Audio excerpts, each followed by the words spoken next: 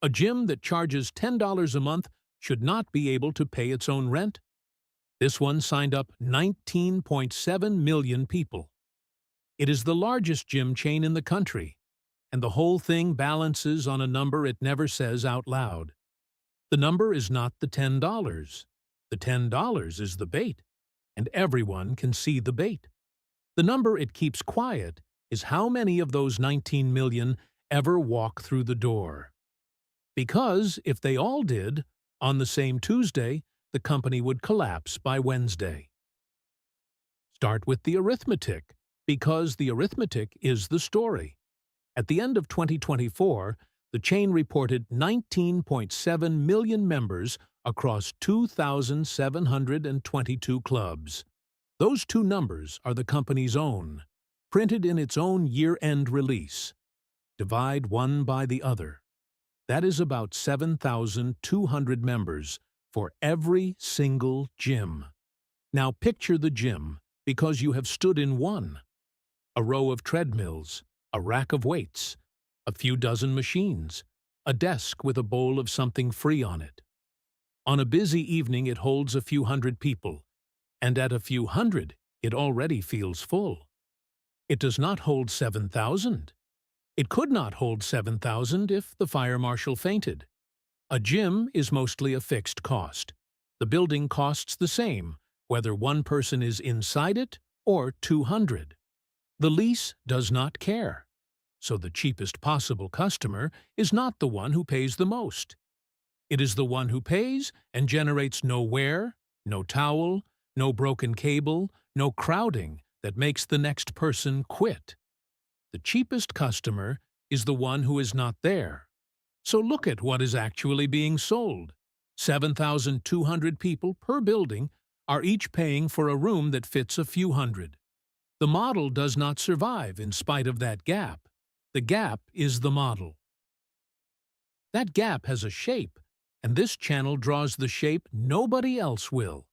It is the distance between the people who sign up and the people who show up. It enters from the edge of the frame, the way a force always does, and it is the only thing on screen allowed to be read. The gym is selling you a room it hopes you never walk into. Read that again, slower, because it sounds like an accusation, and it is not one. Nobody who signs up is stupid. You signed up because you meant it. You pictured the version of yourself who goes on Tuesday and Thursday, and when you handed over the card, that person was real. The chain is not betting against your intentions. It is betting on what the average of 19 million intentions actually does over a year, and it has watched that average behave for 2 decades. It does not need to hope you skip the workout. It has the data that says you will. Here is the part that turns this from a gripe into a mechanism. The customer does the pulling.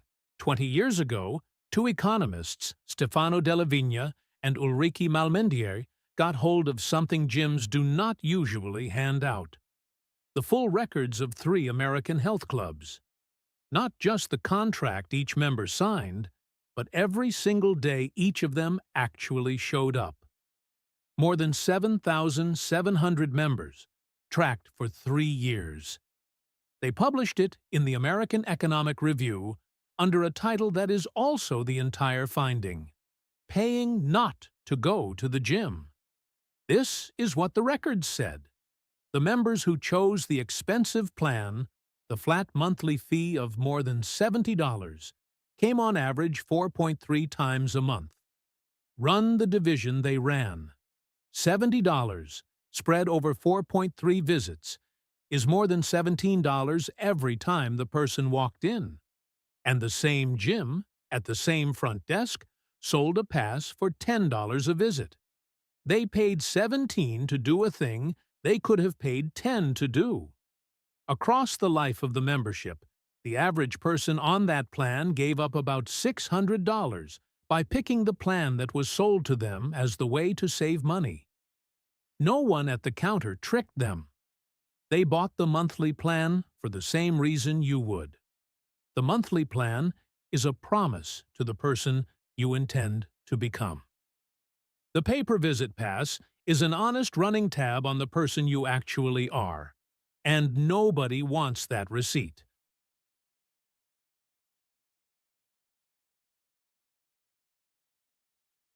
So look at what one gym really holds. 7,200 names on the roster. 300 bodies the floor can take at once.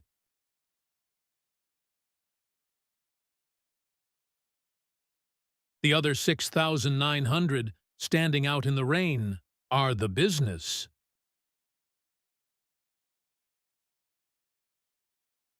Watch the scoreboard the way the company has to watch it, because the company is not counting workouts. It is counting lockers that are paid for and never opened. Every empty machine still costs money. The rent on the building, the treadmills on their lease, the person at the desk, the lights burning until midnight. All of it is carried by the members who are not in the room. And it is carried hardest by one specific person. The one who signs up in the first week of January, out of guilt or hope or a photo they did not like, who goes hard for 11 days, who quietly stops in February, and who keeps paying, month after month, because canceling means admitting that the January version of them lost, and $10 is small enough to lose in the noise of a bank statement. Think about who ends up in each group.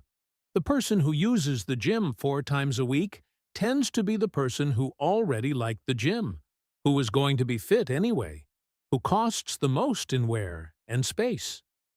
The person who pays and disappears is the person who most wanted to change and found it hardest. The pricing quietly runs downhill, from the one who struggles to the one who does not, and it never sends anyone a bill that says so. That person is not a failure the chain puts up with. That person is the customer the whole thing is built around. The member who comes 4 times a week is a cost the company absorbs. The member who never comes back is the margin the company runs on. If this were an accident, it would show up in the numbers as a wound. It shows up as growth. In the same year it printed those figures, the chain added 1 million net new members and opened 150 new clubs.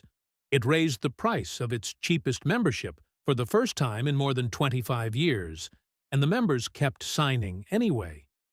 A business that lived or died on people using what they bought would be terrified of the empty room. This one builds more empty rooms on purpose, because an empty room is the cheapest room there is to run. There is a word people reach for when they see a gym packed in January and dead by March. Failure. The wrong word. The January crowd did not fail the gym. The January crowd is the plan. The absence is not a flaw in the product. The absence is the product. One last thing, and it is the thing this channel exists to do. There are numbers about gyms that get repeated everywhere, that some huge share of memberships go completely unused, that clubs sell 10 times what they can hold. Some of that may even be true. I could not find it in a document I would put my name next to, so it is not in this video. The 2 numbers that are here, 19.7 million and 2,722, came from the company itself, and you can do the division in about 4 seconds. So the next time a gym offers you a plan that costs more per visit than the drop-in fee and calls the drop-in fee the expensive one, do not go looking for the trick inside the price. Look at the room.